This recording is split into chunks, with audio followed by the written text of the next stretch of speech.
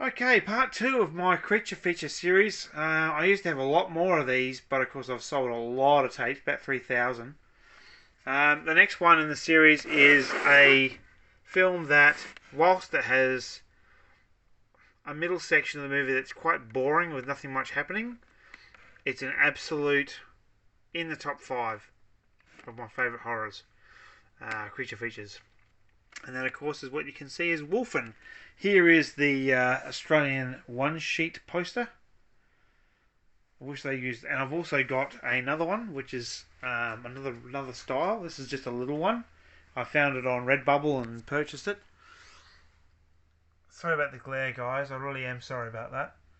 I love that artwork. I wish they'd used that in the video cover art. Now, Wolfen obviously is about a bunch of. It's hard to explain, but basically a bunch of wolves. Now, whether they're really wolves or they're something else, they're in New York and they inhabit the Bronx and they basically kill off homeless people and whatever else. And then this developer starts his team starts working on, knocking all the Bronx down and replacing it with all new housing and whatever else, which has actually happened in real life now too. The Bronx is totally different to what it once was. And the animals get shitted off of that, their normal hunting ground that they hide in and they feed in is being destroyed, and they start going out after people, and man, do they cause some carnage. The actual way that they filmed this, and some of the scenes that show like a POV of the wolves themselves, it's in this really weird sort of style. And I think it might mention it here as well, maybe not. It's got Albert Finney though, who has been in a number of films over the years, and it's really cool, and it's just an absolute favourite. It's hard to believe that the Indian guy in this movie, the guy who plays an Indian, I saw him in a TV series about 5 years ago, and he looks so old, and I couldn't believe it. That a guy from 1980 in 2015 or whatever it was looked like he'd aged like 80 years and he's aged about 50. Like, he just looks like a really old man, and in this film he's so young, and it just blew my mind. But if you've never seen this one, it's a must. Yes, it has a scene in the middle where not much is going on, and it's a bit dreary, a bit dull for a bit, but it really is good, and I love this particular cover art. It's better than that one. And this is a Betamax, by the way. So another one I highly recommend to everybody. Now, I have two other copies of this, and I will show you those now. After I got that one, I wanted something better. So, if I can get it out, that is. Oh, it's tight in here. I got the TerraVision UK widescreen edition. These were a series that came out in the late 90s, maybe, 95. So it's got the original trailer, and it's got some illustrated collector cards, which this version didn't come with it, because I actually bought this second hand. It wasn't new. There was actually a company called Black Star in the UK that had a website, and they were selling sell-through tapes, brand new sell-through tapes, a bit like the VHS version of what Scream Factory and 88 Films and Arrow Video are doing now. And they chased this one down for me, and I'm stoked to have it still. It's a really good print, and it's really cool. So I got the widescreen version, and then in the last, I'd say 3 years, I've also collected it on an American Warner home video Blu-ray. It's called the Archive Collection. There's Albert Finney, and it also has, what the hell's his damn name? I can't think of his damn name. That guy. He was in a what? I wish I knew his name. How can I not remember that guy's name? The black guy there. He's been in a number of films, and I can't think of his damn name. But it really is worth watching, guys. This is obviously a Region 1, but I've got a couple of multi-region players, so I'm all good. But there is some footage of the POV footage of these wolves approaching the main part of New York and going over the bridge, and they see a guy sitting on the bridge, and he looks at him. You watch him look at them, and then he gets basically just like hit and thrown over the bridge. But the way they shot it, and especially the ending scene, the last few scenes in the movie, when the cop, like the senior cop that sort of is over this guy, the wolves are all surrounding these guys, surrounding him and his boss, and the woman in the film, the other policewoman, and she's they're standing there and they're surrounded by these wolves, and basically the boss walks off to go to his car or something, and the wolves basically run to him and rip one of his arms off. So then he jumps in his car, puts the window up, and there's a wolf in the back of it and basically kills him, I believe. But just the way it was shot, the certain scenes, the POV scenes are amazing. It's so worthwhile getting, guys, or watching at least. And yeah, I love the trailer. I will show you. I think there's a video that I did about this a number of years ago that's on this channel. So check it out. Now, moving on from there, what else have I got in my little, rather small collection these days? Critters, love that one. Extro. Okay, Piranha series, the Piranha series, of course. Play Dead's another one. Probably the weakest film of any sort of killer dog film. Yvonne De Carlo, who I really admire from The Munsters and The Ten Commandments, is in this one. She's a bit of an evil bitch, and she's got a couple of dogs and decides to use them to basically kill people that she doesn't like for whatever reason. Now, Piranha, this is the what have we got here? This is the 1978 version. Obviously Roger Corman, I think. And what I want to know, guys, if you know, is why is it called Piranha 2, which I absolutely love and adore, just like Christian Hanna, my mate, does over in the US. Why is it called Piranha 2 Flying Killers, and in America it's called Piranha 2 The Spawning? Like, what's up with these double, triple, quadruple names for movies? Some of these movies. I've got the poster here. Got the posters up on the wall there, just the day bills. I got those for $10 a piece from an eBay seller called Marilyn something. She was actually the wife of a guy that had an absolute ton of posters, and she was selling off his collection. I think he was getting a bit beyond his. Whatever. Anyway, it doesn't matter. We've got the It's a Lie, It Lives Again here. This is a British tape. And that's not too bad. Now, what else we got here? Moving on. I'm not sure how many more I've got on VHS here, guys. Maybe a few. Willie's the Ambulance. Weekend at Bernie's. Trilogy of Terror 2, of course, with that doll freaked me out in 1977 when I saw the original movie. That freaked me out like mad for days. Okay, Pet Sematary, it's not one of those. Death Car on the Freeway, Cocoon, that's not what we want. Phase 4, Killer Ant film. I do have Empire of the Ants, but not an original release. Phase 4 is a Killer Ant film. I don't know much about it, I've only seen it probably once. Adapt or Die, I like that one. So, yeah, there you go. Haven't only watched it once, don't know much about it, but I'll watch it again another day. What else we got down here? Well, of course, we got Wilderness Family 1 and 2. Some attacks in there. There's the original Devouring Waves, by the way. This is the copy I did some time ago. I couldn't get this. I couldn't buy the tape. I couldn't get my hands on it, so I just dubbed it. But I printed a little bit of cover art for it, which is obviously what the original Medusa one looks like, which is virtually identical to the American tape. But yeah, that's just some of my creature feature films.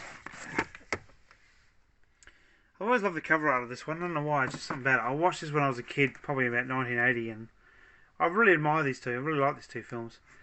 So, of course, you had Grizzly Adams back in the day as well. And that was a TV show. It wasn't really a creature feature as such, but it was a cool flick. That's pretty much it for there. Let's see what else I can find. Okay, moving on. I think that's pretty much it as far as VHS Beta goes. I'm pretty sure. Valley of Gwangi. Dinosaur one. Ah, sorry, there's another one. Oh boy, this is tight, man. It's so packed in there. Alrighty, Kingdom of the Spiders, the William Shatner classic. Righto, so this is also from 1977. Yeah, there you go, 77. Released in 98. Little Arizona country, Arizona town, suddenly being attacked by killer spiders, and eventually the entire town is just overrun with them. And yeah, it's crazy. And it's why I hate spiders so much, and why every year I get this shed sprayed professionally so I don't get any spiders or bugs or anything in here for probably 12 months. But yeah, it's a good one. It really is a good one. And not sure where I got this one actually. I might have got this from the there was 2 or 3 video movie sales places back in the 90s, and I reckon I got it back then in the late 90s. So, the Blob series of movies, that's not really killer animals, that's killer something. Killer blobs. Them, it's another one there from the 50s, back in the nuclear age. And that's pretty much it, I reckon, guys, as far as that goes, as far as VHS and that goes. Now let's see what we've got over here. There's a Winged Serpent, again the Blu-ray. Okay, coming down. Jaws, of course, everyone knows about those films. There's the Cujo Blu-ray. Humanoids from the Deep, I just got that one. Finally, I've never actually watched the full film. I've only seen it, probably half of it. There's Wolfen, there's Grizzly, the 88 films release. I love 88 films, they do some good stuff. Arrow Video, 88 films, Vinegar Syndrome, Severin, I think it is, and Scream Factory do a lot of good stuff these days. They've got some good stuff out. There's the Blob. That also has the original Son of Blob in it, which is the sequel, I think, before this one came out. There's Piranha, the original 78 Piranha. Alligator, of course, on DVD. Let's see what else I have here. There's Jaws. There's the that's the I think that's 2001 version of Piranha with Elizabeth Shue. I have a lot of copies of Jaws. There's Critters as well down there. And let's see what we got here. The Beast. This was a TV movie over 2 nights, and it's about a killer octopus that attacks a small seaside town. Has William Peterson in it, who's a cool guy. He's been in some good TV shows. This is an American release. It's NBC. Timeless Media Group were the company that put this out. Got this back in 2008. It's it's really cool. I love it. It's about I don't know if it's 6 hours long or whatever it is. Let's see, running time. Has it got running time here? Yeah, 180 minutes. It's 3 hours long. Yeah, 3 hours long. It was over 2 nights, so about an hour and a half each night. So, if you've never seen that, that's in a similar vein to that Peter Benchley creature film, which is that freaky, weird-looking thing. Let me put this down for a sec, guys. Oh, there we go. Slipcases. Do you love slipcases or do you hate them? I like them, but I think they're sort of almost pointless to a degree. Now, if I can get it back in there. Oh, The Thing. That's not really it. It's more sci-fi. Cinderella Man's a great film. Rogue, Killer Crocodile film. That is a goodie, and it's got the Australian actress in it as well. That one's cool. That's back from 2005. Let's look at some other Blu-rays here. What have I got on Blu-ray? There's the Meg. That's a goodie. Guardian, that's a freaky film. The Birds, that is another film that I adore. I love the 1960s. I wish I was born then. And I love this film. Rod Taylor, of course, is an Aussie guy. This has got the original ending in it. It's only really a drawing, I think, or a number of drawings. I never actually filmed it. Some deleted scenes, production stuff. This is a absolute... This to me is like... Even though it's not quite as good, it's like Alfred Hitchcock's sort of 1960s sort of... How can I put it? Maybe I'm wrong, but it's sort of like Jaws of the 60s. Sure, it's not Steven Spielberg's Jaws by any means, but before Jaws came out, this is pretty much one of the big creature feature ones.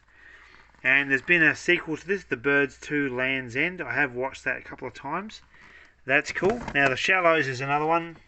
That's not really that crash hot for me, in my opinion. It's okay. That's pretty much it for there.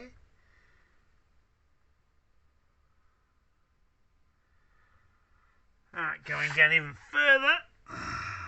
Godzilla, love it. Those movies are great. I'll tell you another thing I like is disaster films. I've got a bunch of them. Alien, love it. The Thing, that's the prequel. Razorback, I've finally got the Blu-ray of that as well. And that's pretty much it, guys, as far as those go. Now, where is it? Cujo. There is my American Warner Brothers Laserdisc release of Cujo. Now, I love this particular cover art, and I wish they would have used that on the Roadshow video release. It's a shame they didn't, but again, that cover art on Roadshow is good. It's simple, but it's quite effective. But I do love this one. The house in the distance, the fence. It's really cool. That whole story, Stephen King he's just a freak. The guy's done some amazing stories and novels, and I got to tell you, I'm a huge fan, and this is creepy. I actually, for a number of years, struggled to actually watch this film. I originally watched it with my mother, my dad, my sister, and my grandmother in 1983 or 2, whenever it was it came out. And my grandmother actually walked out and she couldn't watch it anymore. She watched like 20-30 minutes of it and had to walk out. She couldn't hack it. I loved it as a 10-year-old or whatever I was in, 9, 10, 11. I loved it. But I did watch it when I got the Blu-ray. But I don't know, there's something about it. I find it. It's not that I find it difficult to watch it as far as like not wanting to see it because I don't think much of it. But it's just a case of it's so chilling. It's so powerful. It's so visceral. For me, I just find it friggin' full on.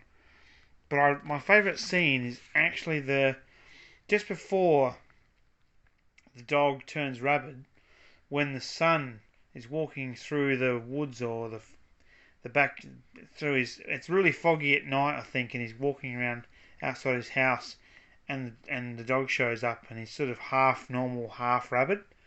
That's a cool scene. Alright, well, I think that's pretty much enough for a second video. I will do a third, because I've just seen a few more on my American VHS tape, so I'll shoot a third video, and stay tuned, guys. I'm sorry that this wasn't done on a gimbal or a tripod, but sometimes it's just easier to do this. I won't do these very often, because I think tripods and me in front of the camera is better. But anyway, thank you for watching and take care. See you soon.